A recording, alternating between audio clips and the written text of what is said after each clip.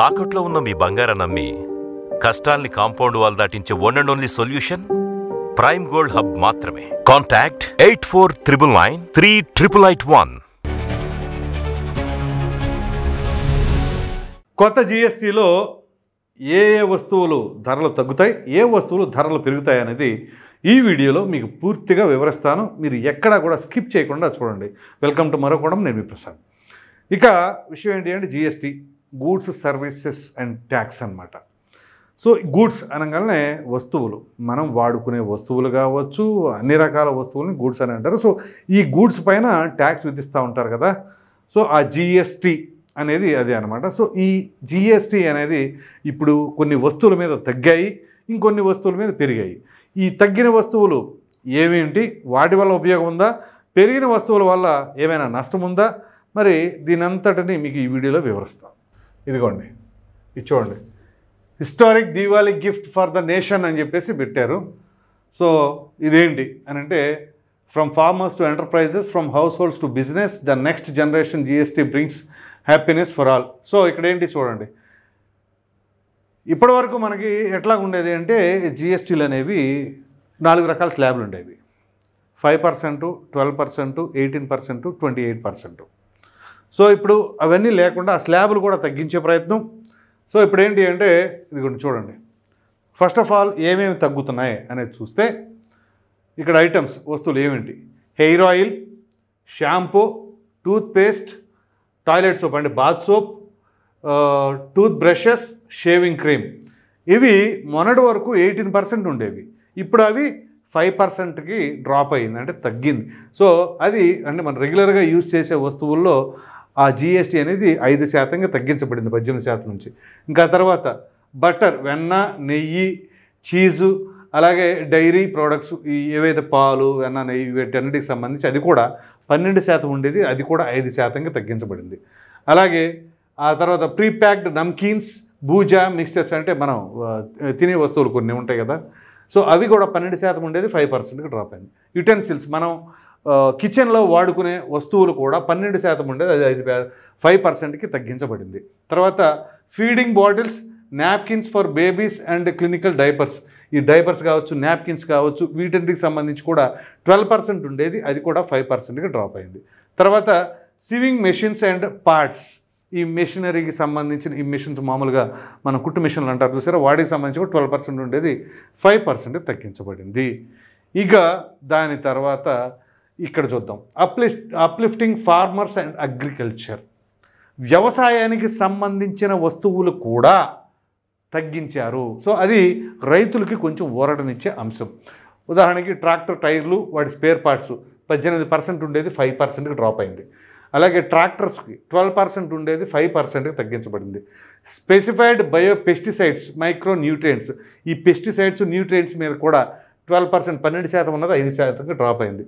తర్వాత drip irrigation system and sprinklers, మామూలుగా ఈ వ్యవసాయంలో ఉపయోగిస్తారు కదా, డ్రిప్ ఇరిగేషన్ కానీ వాటికి వస్తువులు కానీ వాటి మీద కూడా 12% నుంచి 5%కి.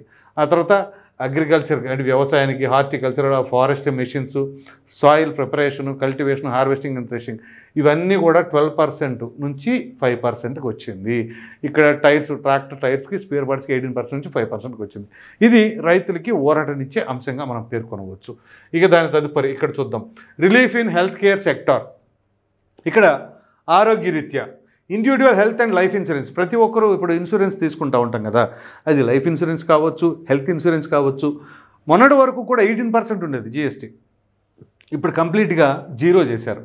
ఇండివిజువల్ హెల్త్ అండ్ లైఫ్ ఇన్సూరెన్స్కి 0 చేశారు. థర్మామీటర్, ఇంకా ఇక్కడ కొన్ని ఈ ఐటమ్స్ ఉంటాయి కదా, ఈ థర్మామీటర్ మీద 18% ఉండేది, 5%. మెడికల్ గ్రేడ్ అంటే ఈ ఆక్సిజన్ సిలిండర్స్కి సంబంధించింది కావచ్చు, ఇవి 12% ఉండేది, 5%. All diagnostics kits and reagents, అది కూడా 12 నుంచి 5%. గ్లూకోమీటర్, టెస్ట్ స్ట్రిప్స్, ఇవి కూడా 12% నుంచి 5%. కరెక్టివ్ స్పెక్టకిల్స్ గ్లాసెస్ కూడా 12% నుంచి 5%. సో ఈ విధంగా ప్రజలకి ఏవేవైతే కొంతమంది ఈ హాస్పిటల్స్కి సంబంధించింది కావచ్చు, ఇన్సూరెన్స్, ప్రధానంగా ఇన్సూరెన్స్ అనేది మంచి ఊరటనిచ్చే అంశంగా పేర్కొనవచ్చు.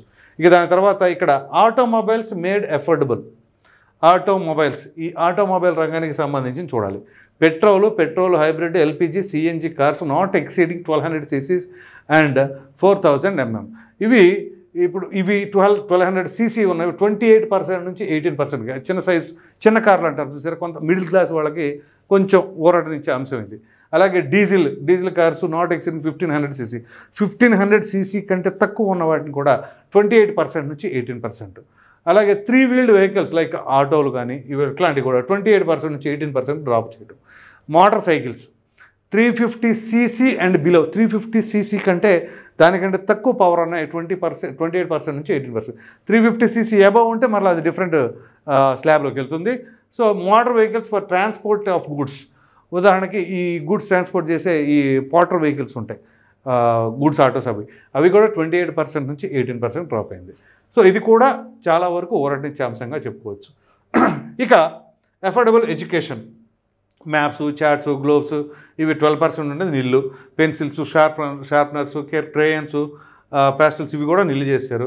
Exercise books and note books అవి కూడా 0. ఎరేజర్ 0, 5% ఉండేది 0. తర్వాత ఇక్కడ చూడండి, save on electronic appliances, air conditioners 28% నుంచి 18% తగ్గింది.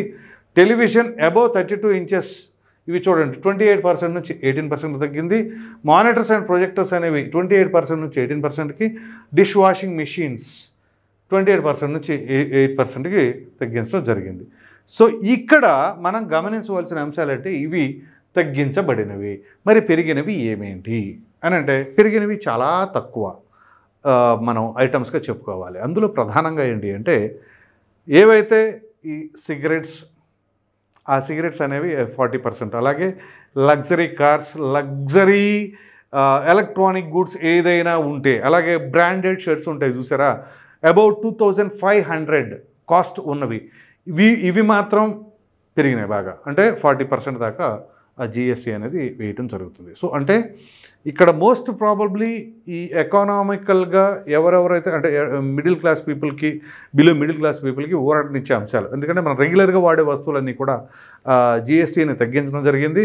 సో ఏదైతే కొంచెం రిచ్ పీపుల్ ఉంటారో వాళ్ళు కొంచెం ఎట్లాగంటే రిచ్ కార్స్ వాడుతూ ఉంటారు. ఉదాహరణకి ఇప్పుడు మిడిల్ క్లాస్ వాళ్ళకు కూడా అఫోర్డబుల్గా ఉండేలాగా ఓ చిన్న కార్లు అయితే మాత్రం ఆ జిఎస్టీని తగ్గించడం జరిగింది. లగ్జరీస్ కార్స్ అంటే లగ్జరీ పీపుల్ ఎవరైతే ఉంటారో వాళ్ళకి మాత్రం జిఎస్టీ కొంచెం పెంచారు. సో జనరల్గా ఎట్లా ఉంటుంది అంటే, లగ్జరీ పీపుల్కి వాళ్ళ ఆదాయం కూడా అలాగే ఉంటుంది కాబట్టి వాళ్ళు ట్యాక్స్ పేయర్స్ కాబట్టి కొంచెం ట్యాక్స్ పర్సంటేజ్ పెంచినా పర్వాలేదు అనే ఉద్దేశంలో ఉన్నారేమో బహుశా. ఆ ప్రకారంగా ఈ నిర్ణయం తీసుకుని ఇది మోస్ట్ ప్రాబబ్లీ మిడిల్ క్లాస్కి, బిలో మిడిల్ క్లాస్కి అయితే మాత్రం మంచి ఊరటనిచ్చేదిగా ఈ జిఎస్టీ సంబంధించిన వ్యవహారం అయితే మనం అర్థం చేసుకోవాలి. వీటితో పాటుగా ఇంకా మీకు ఊరటనిచ్చే అంశం ఒకటి ఉందండి. అదేంటి అంటే, ప్రతి సామాన్యుడికి ఒక కళ ఉంటుంది. అదేంటి అంటే సొంత ఇంటి నిర్మాణం. ఆ సొంత ఇంటి నిర్మాణం చేసుకునే వాళ్ళకైతే చాలా గొప్ప ఊరటనిచ్చే అంశం ఏంటి అంటే, సిమెంట్ ప్యాకెట్లు, ఏదైతే ఆ సిమెంట్ కట్టలు ఉంటాయో ఆ సిమెంట్ కట్టల పైన కూడా జిఎస్టీ తగ్గించడం జరిగింది. మొన్నటి వరకు కూడా 28% ఉన్న జిఎస్టీ కాస్త ఇప్పుడు ఆ సిమెంట్ బ్యాగుల పైన 18% మాత్రమే విధించడం, అంటే 10% వరకు దాంట్లో తగ్గుతుంది ఆ జిఎస్టీలో. సో దాని వలన ఇక్కడ ఈ ఇల్లు నిర్మించుకునే వాళ్ళకి, సొంత ఇంటి కళని సాకారం చేసుకునే వాళ్ళకైతే కొంత అయితే ఉపశమనం లభించింది అని అనుకోవచ్చు. అంటే నేనేదో దానివలన మొత్తం మారిపోయింది అని చెప్పేసి అనలేం, కానీ ఆ సిమెంట్ ధర కొంచెం జిఎస్టీ తగ్గడం వలన ఒక్కొక్క సిమెంట్ ప్యాకెట్కి 25 నుంచి 30 రూపాయల వరకు ఆ వ్యత్యాసం అనేది కనిపిస్తూ ఉంది. సరే ఉదాహరణకి ఒక 100 బ్యాగులు అనుకోండి, 100 బ్యాగులు అంటే 3000 అట్లా. సో ఆ రకంగా ఇదైతే కొంత ఊరటనిచ్చే అంశం అని పేర్కొనవచ్చు. ఈ వీడియో పైన మీ అభిప్రాయం ఖచ్చితంగా కామెంట్ సెక్షన్లో తెలియచేయండి. Thank you.